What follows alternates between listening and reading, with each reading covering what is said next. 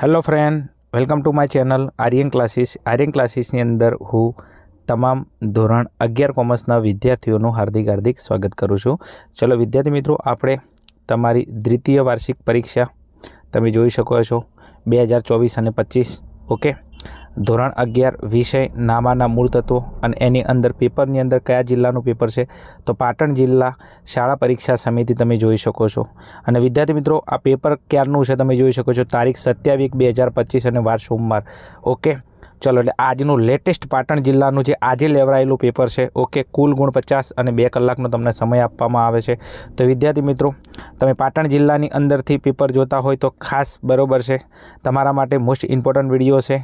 Okay, कया विभागमांथी केटला marks आव्या छे मने कॉमेंटनी अंदर जणावजो। अने बीजुं के तमे कोईपण गुजरातना जिल्लानी अंदरथी आ पेपर जोता होय तो खास सोल्यूशन करवुं तमारा माटे बहु जरूरी छे। कारण के आवनार तमारा वार्षिक परीक्षानी अंदर पण सेकंड परीक्षानी अंदर तमारा जे पेपर लेवराई गया छे आ पेपर तमने वार्षिक परीक्षानी अंदर बहु बेनिफिट थशे। तो विद्यार्थी मित्रों, विडियोने स्कीप ना करता अंत सुधी बन्या रहेजो। चलो वधारे तमारो समय न लो, फटाफट आपणे आवता रहीशुं विभाग ए नी अंदर। चलो विभाग ए नी अंदर तमने शुं कीधेलुं छे तो विभाग ए नी अंदर अहींया तमे जोई शको छो। ओके, नीचेना प्रश्नों माटे आपेल विकल्पोमांथी साचो विकल्प पसंद करी अने तमारे उत्तर लखवानो छे। प्रत्येकनो 1 गुण। तमने खबर छे कि विभागे तमारो 10 गुणनो आवे छे। केटला गुणनो आवे छे? 10 गुणनो विभागे आवे छे। चलो फटाफट आपणे जता रहीशुं प्रश्न उपर सीधा। प्रश्नोनी अंदर प्रश्न नंबर 1 कीधो छे हिसाबी पद्धतिनी मर्यादा कई छे। बैठे बैठो तमारा स्वाध्यायमांथी प्रश्न लीधो तो हिसाबी पद्धतिनी मर्यादा ऑप्शन नंबर डी। ओके, नाणानुं मूल्य स्थिर। ओके, कि नाणानुं स्थिर मूल्य आ हिसाबी पद्धतिनी मर्यादा। तो ऑप्शन नंबर डी आपणो साचो जवाब। प्रश्न नंबर 2, देवादार लेणदारनो संबंध कयो व्यवहार दर्शावे छे? बैठे बैठो स्वाध्यायनो प्रश्न लीधेलो छे। ओके, चलो देवादार लेणदारनो तो ऑप्शन नंबर बी, ₹5,000 माल ब पासेथी खरीद्यो। ब ए व्यक्ति है। ओके, अने व्यक्तिनुं जमन नाम होय, रोकड़ शब्दनो उल्लेख ना होय तो ये तमारो उधार व्यवहार थाय। उधार व्यवहारनी अंदर तमने खबर है कि लेणदार देवादारनो संबंध ऊभो थाय। चलो आगळ जाओ प्रश्न नंबर 3 उपर। नीचेनामांथी कयो राज्य सरकारनो कयो परोक्ष कर वसेक पहेला हतो? ओके, तो तमारो जवाब आवशे ऑप्शन नंबर डी, मूल्य वृद्धि वेरो। चलो आगळ जावुं छे नेक्स्ट। प्रश्न नंबर 4 उपर महसूल लिखत रोकड़मां चूकववामां आवे त्यारे शुं थाय? तो ऑप्शन नंबर बी तमारो साचो जवाब। ओके, एक मिलकत घटे अने मूडी घटे। आ महसूल लिखत रोकड़नी अंदर चूकवशो तमे आमनो ज छो लखशो। जे ते खर्च खाते उधार, ते रोकड़ खाते जमा। तो खर्च चूकवशो तो खर्च तमे शेमांथी चूकवशो? मूडीमांथी। तो एक तमारी मूडी घटशे अने बीजुं तमारी रोकड़ चूकवशो तो रोकड़ मिलकत छे तो मिलकत घटे। तो तमारो जवाब आवशे मिलकत घटे अने मूडी घटे। चलो आगळ जावुं छे विद्यार्थी मित्रों नेक्स्ट तमारा प्रश्न नंबर 5 नी अंदर 2 खानावाळो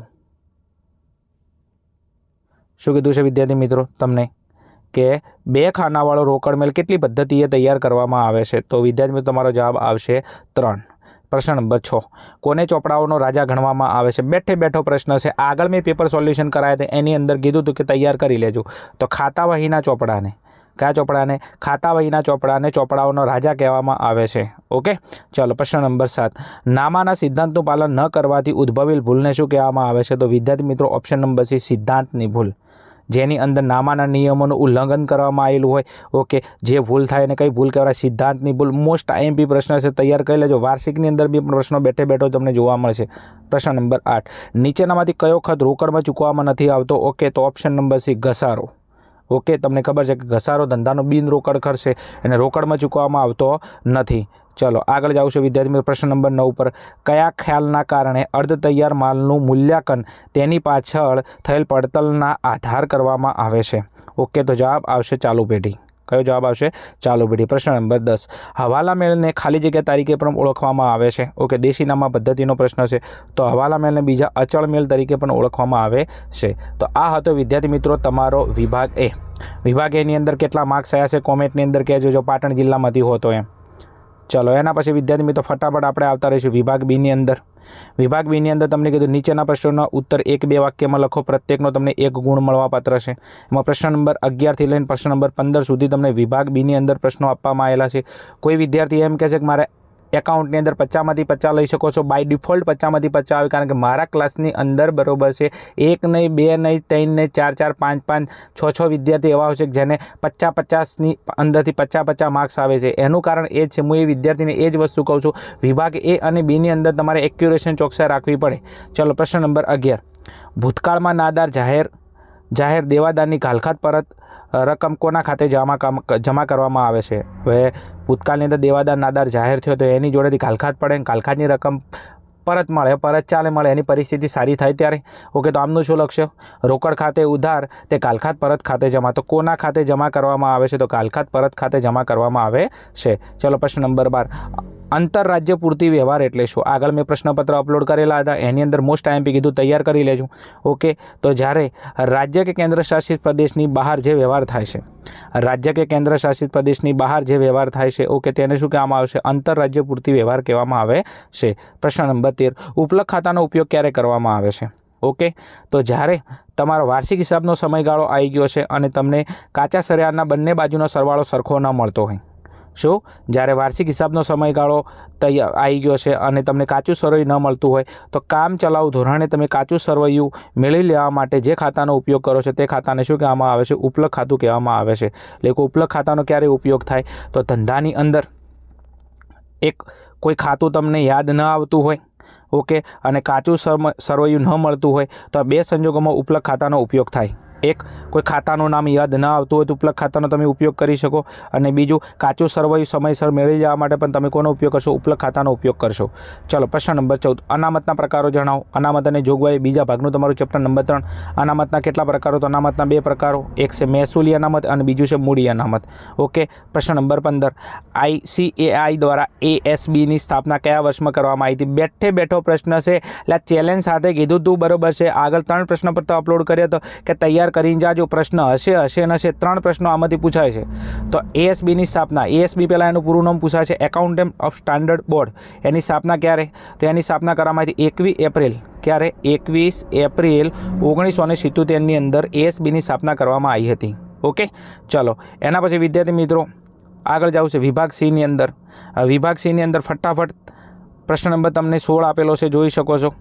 ફટાફટ સ્ક્રીનશોટ લઈ લેશો. વિભાગ Cની અંદર એમાં કીધું છે કે તમારે આમનોંધ લખવાની છે. એમાં તમને એક, ઓકે, અલગ અલગ વ્યવહાર આપેલા. એમાં પહેલો વ્યવહાર છે, આગળ તમે જોઈ શકો છો.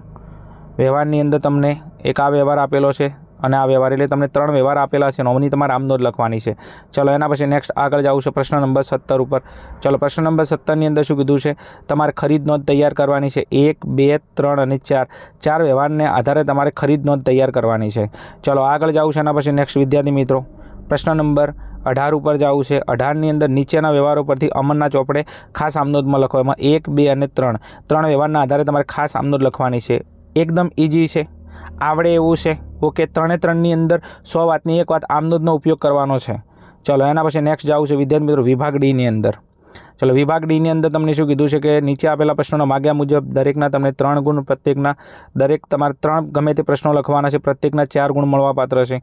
એમાં પ્રશ્ન નંબર 19 તમને કીધેલું છે ભૂલ સુધારણા નોંધ તમારે લખવાની છે. એમાં 1, 2, 3 અને 4ના આધારે તમારે ભૂલ સુધારણા નોંધ લખવાની છે, લાગતા વખતા નિયમનો ઉપયોગ કરીને. ચલો એના પછી નેક્સ્ટ પ્રશ્ન નંબર તમને આપેલો છે 20ની અંદર તમને શું કીધું છે? ભૂલો સુધારવામાં આવેલી છે.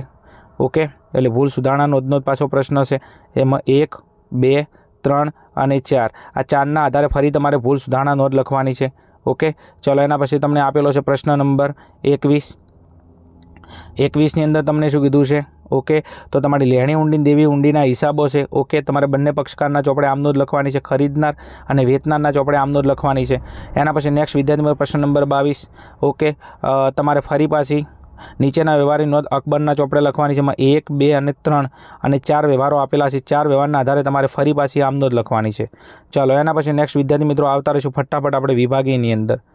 ચલો વિભાગ Eની અંદર શું કહે છે તમે જોઈ શકો છો. અહીંયા નીચેના પ્રશ્નોના માગ્યા મુજબ જવાબ આપો. પ્રત્યેકનો તમને 1 ગુણને, ઓકે, ગમે તે તમારે એક પ્રશ્ન લખવાનો છે અને 6 ગુણ છે. ઓકે, એની અંદર પ્રશ્ન નંબર 23. ઓકે, જેમાં તમારે બેંક સિલક મેળ તૈયાર કરવાનો છે. બેંક સિલક મેળમાં તમને આપેલા વ્યવહાર તમે જોઈ શકો છો. અહીંયા કેટલા વ્યવહાર આપેલા છે જોઈ શકો છો. 1, 2, 3, 4, 5 અને 6 વ્યવહાર આપેલા છે. 6 વ્યવહારના આધારે તમે બેંક સિલક મેળ તૈયાર કરીશો. એકદમ ઇઝી છે, આવડે એવો છે, પ્રેક્ટિસ કરેલી ખાલી હોવી જોઈએ. ચલો એના પછી નેક્સ્ટ જવું છે તો પ્રશ્ન નંબર તમને 24 આપેલો છે. 24ની અંદર તમને ખબર ઘસારાના હિસાબોનો પ્રશ્ન આવે. 6 ગુણની અંદર તમારે યંત્ર ખાતું તૈયાર કરવાનું છે. આ રહ્યો તમારો પ્રશ્ન નંબર 24, તમે સ્ક્રીનશોટ લઈ શકો છો. ચલો વિદ્યાર્થી મિત્રો એના પછી નેક્સ્ટ આગળ જવું છે વિભાગ F.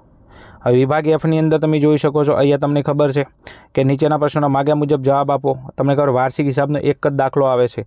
અહીંયા તમને આપેલું છે નચિકેતાના નીચે આપેલા તારીખ 31/3/2024ના રોજના કાચા સરયા પરથી વાર્ષિક હિસાબો તૈયાર કરો. ચલો અહીંયા તમને કાચું સરવૈયું આપેલું છે. ફટાફટ તમે જોઈ શકો છો, અહીંયા આ રહ્યું તમારું કાચું સરવૈયું. ફટાફટ સ્ક્રીનશોટ લઈ લેજો. ચલો આ રહ્યું તમારું કાચું સરવૈયું.